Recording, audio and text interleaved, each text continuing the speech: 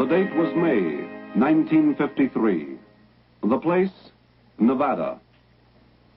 And just outside the town of Las Vegas, at Nellis Air Force Base, a series of events took place. Events not included in routine airfield operations. The 280mm guns were taken off their railroad flat cars and started on the 65-mile journey to the Atomic Energy Commission's Nevada Proving Ground, where they would provide the proof of their atomic might.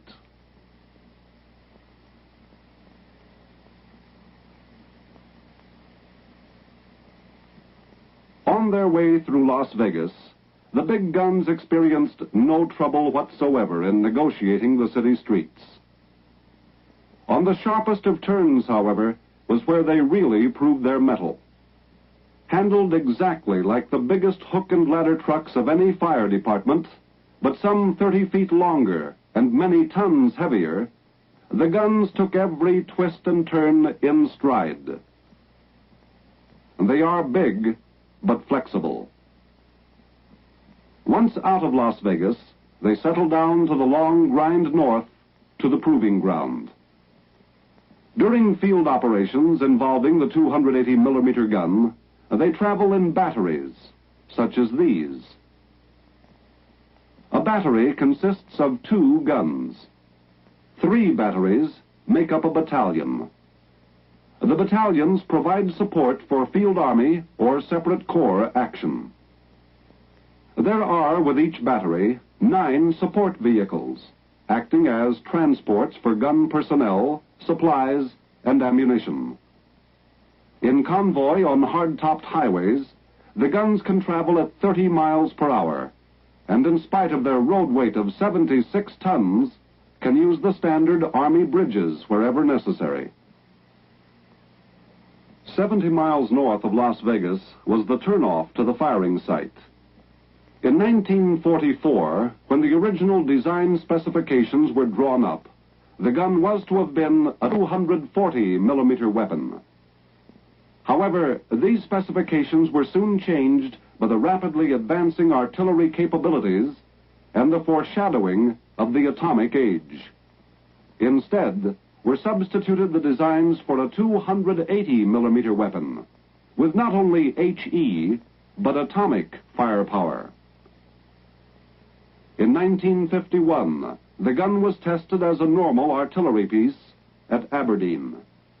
Needless to say, these tests were successful. All that remained was to check out its other capability, the atomic shell.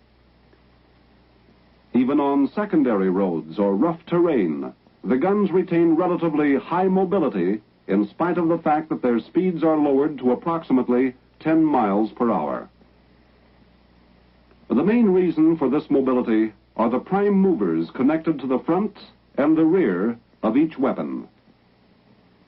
Each prime mover is capable of 365 horsepower. Just one of these cabs has 50% more payload than the largest Western highway truck.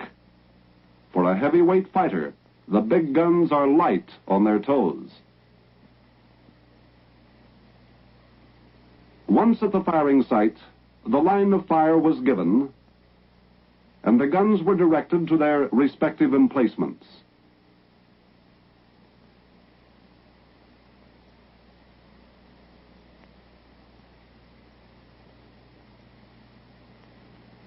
After getting into position, the rear cab lowers the gun and moves away.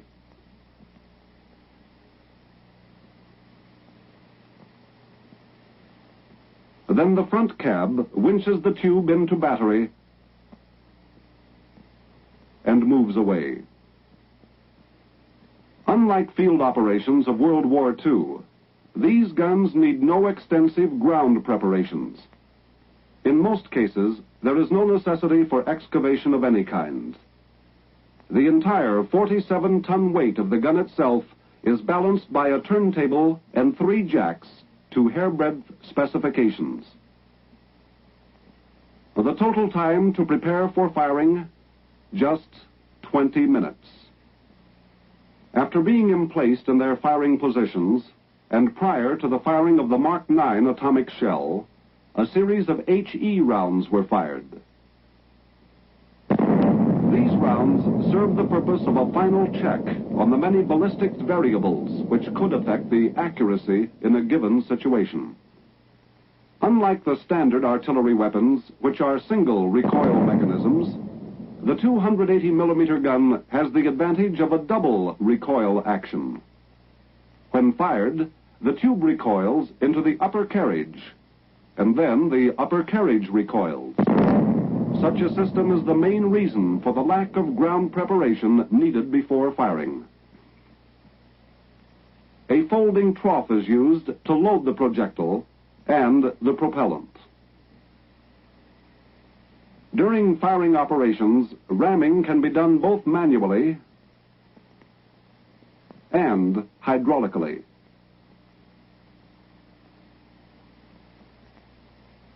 The gun is capable of a 360-degree traverse and can go to a maximum elevation of 55 degrees.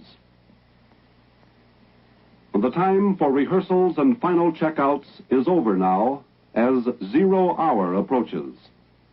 The big gun is ready to prove its atomic punch with the firing of the Mark 9 shell as one phase of Operation Upshot Knothole in the Nevada desert. Everything functions with a precision found in any capable, well-trained team. 0 hour is minutes away now. The projectile is prepared and brought to the gun.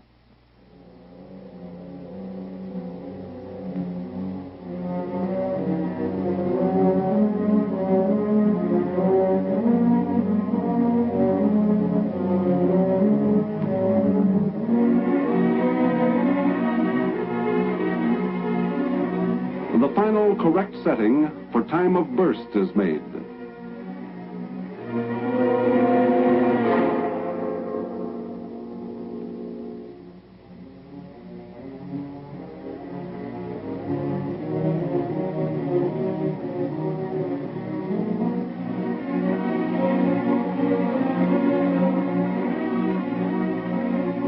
The breech closed and the primer inserted. Once loaded, the gun's elevation is set with a gunner's quadrant.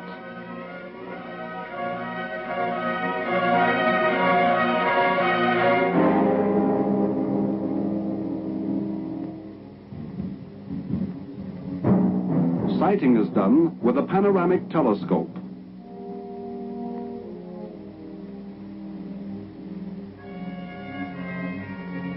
As the last step, the primer is connected and continuity of timing and firing circuits is completed between the control point and the firing site. With everything set now, the gun crew moves back to take positions in slip trenches during firing.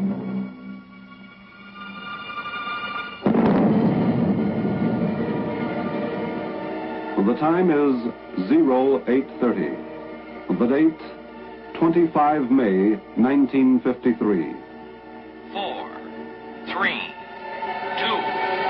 1. With a degree of accuracy 4 times greater than any gun developed before World War II, the 280 millimeter gun has proven its worth.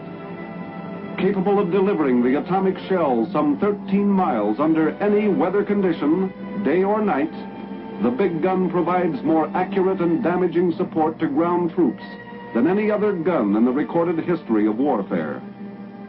Exceedingly powerful, but flexible, and with a high degree of mobility, the 280 millimeter gun is one of the Army Field Force's newest tactical weapons.